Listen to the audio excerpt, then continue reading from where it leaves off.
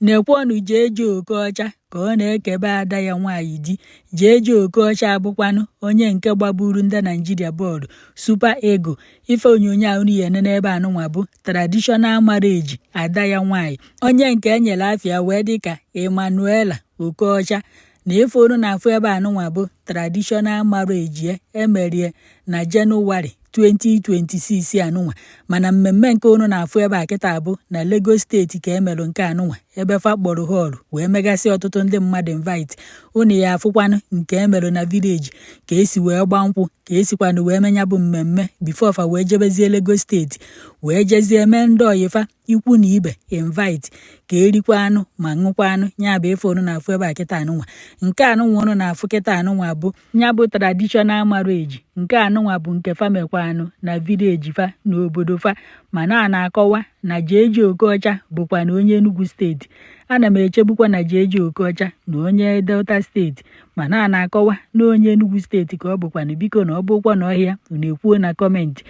Ebe unu fụrụ kịta bụ na village mgbe fa je gbaa nkwụ wee gbakwa n'akwụkwọ. Unu nekwa n'anya unu ya afụkwanụ oge anyị nwoke onye nke enyere afịa wee dịka Leonard Okorocha. Unu afụgodu na Emmanuela na osi na Okocha wee bazie na Okorocha, mana nya bụ oge anyị nwoke amaghọkwa m onye ebe ọ bụ, mana ọdụ nkọ ndị Imo steeti na Abia steeti na-azakwanụ Okorocha. Mana ka nsi afụ nya bụ ife na onye Yoruba ka ọ bụ, ndị Yoruba ọ na-aza Okorocha. Amakwọnumo n'ọkwa ajụjụ ka m na-ajụ, maka na reception a unu fụrụ ebe a n'ọsọsọ ndị Yoruba bụ ife juru ebe anụnwa. Maka na unu n'anya unu ya afụkwanụ na onye kụrụ egwu na nya bụ mmemme na ọ bụkwanụ onye Yoruba.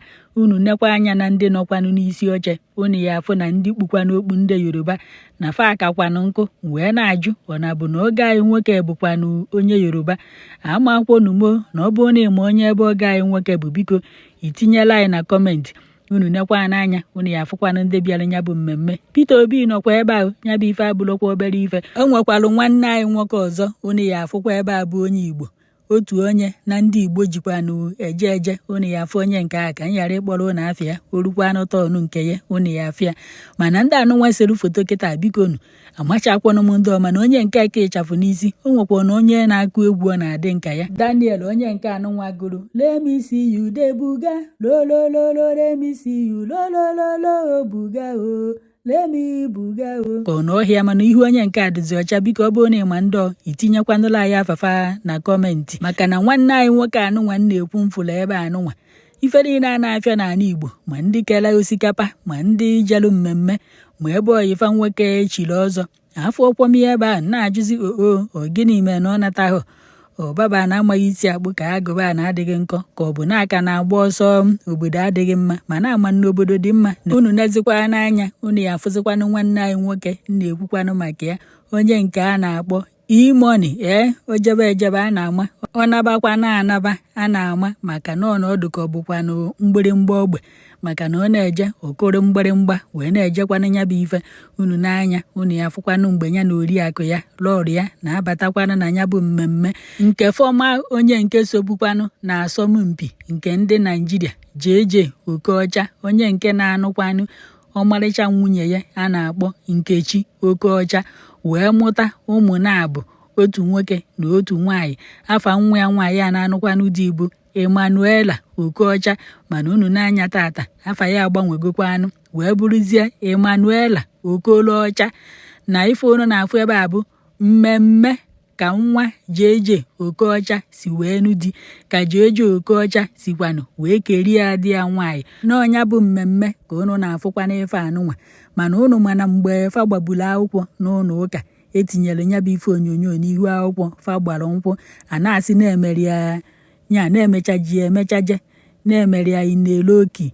Ndị mmadụ na-asị kekwa nke bụ Ineloki, ọ na bụ na baba na-amaghị isi akpụ ka agụba a na-adịghị nkọ, ka ọ na-abụ na ya bụ nwata nwaanyị na ọ dapụtara na mberede, ka ọ na ọ dị ime. Anyị amadịrị na Jeje Okocha na-enwere ife ọzọ kwadobere na ọ kwadobere emechazie ya emekonye ya na village fa wee jezie na Lagos nke bụ ọgbanje nke bụ mmemme wee fịọba. N'ọkwa ya ka nsị ka m wetara unu na unu n'anya n'ife onyonyo a unu ya afụ na ọha akwa Jeje Okocha yikwanụ mbọsị emere ife na village. Ọ bụghị ya ka oyi mbọsị fa mekwanụ nke anụnwa na Lagos steeti iji wee gosi na fa kwadoro ya bụ ife ọfụma mana mgbe ndị mmadụ fụkwanụ nke ahụ emerụ na vileji uche fa enyelozi na-aka ya emekwa ọzọ na Lagos steeti uche fa bụrụ na ntu esi wee mee nke a n'ọdụkwa ka emechago unu n'ezie anya unu ya afụkwanụ na ọgbanje na-agbazikwa n'ebe a na nwanne anyị nwoke n'ozuru ka o mee na o tozuru etozu gọtakwa n'ezigbote ọgọ unu n'anya unu ya afụkwa na ada anyị nwaanyị ka ọ na-enwere aṅụrị na tata bụ ụbọchị ya wee na-emela anyị aka tịnkọm na-egozikwana anyị ọmarịcha Diamond Ring agbamakwụkwọ ya na ya anụgokwa di na ọ bụrụzikwa na iche ike na eketa anụnwa ị na-etinyezikwa ya Mrs. Okorocha ya na fana bụ na husband and the wife na ifefa bụzi kịta abụ Mr. and Mrs. Leonard and Daniela Okorocha ọ bụ na-eme ebe onye oge anyị nwoke bụ biko itinyela anyị na kọmentị ka anyị marụkwa n'ebe anyị na-agọ ọgọ na mụ amarọkwa ebe onye oge anyị nwoke bụkwanụ n'ọkwa ya ka nsị ka m wetara unu na nke unu na-afụ ebe a bụ mgbe faje gbaa akwụkwọ ndị mmadụ na-emechago na enwekwana nnukwute mmemme ọzọ anyị eme unu fụziri na ebe a kpọrọ họọlụ ọ na-afịa n'elu na-afịa n'ala iji wee gosi na nwanne anyị nwoke bụkwanụ Jeje Okocha n'ozukwanụ ka emee maka anyị fụcharụ nke a anyị amadịrị na nke ka nke anụnwa ka na-abịakwanụ unu n'ezie anya unu ya afụkwanụ nke ka nke anụnwa Jeje Okocha na oriakụ ya bụkwanụ Nkechi Okocha biko na onye ebe dịka Nkechi Okocha bụ mbụ nwunye Jeje Okocha itile anyị na kọmentị ekenekwanụ m unu udochi ya na ụkwụnụ fụrụ ka onye a si sekpudo ana na-ekene nwoke anọ n'isi oche ọ na-abụ na oge anyị nwoke bụ ndị Yoruba ka ogene nwanne unu amakwụ na unu mara onye ebe oge anyị nwoke bụ biko unu etinyela anyị na kọmentị ka anyị soro wee marụ nnukwute kọngrat to Jeje Okocha nnukwute kọngrat to Leonard and Daniela ndị nke nụkwanụ di na nwunye Chineke gozie ezinụlọ unu ya mụ ozuzu eke mụ ozuzu afọ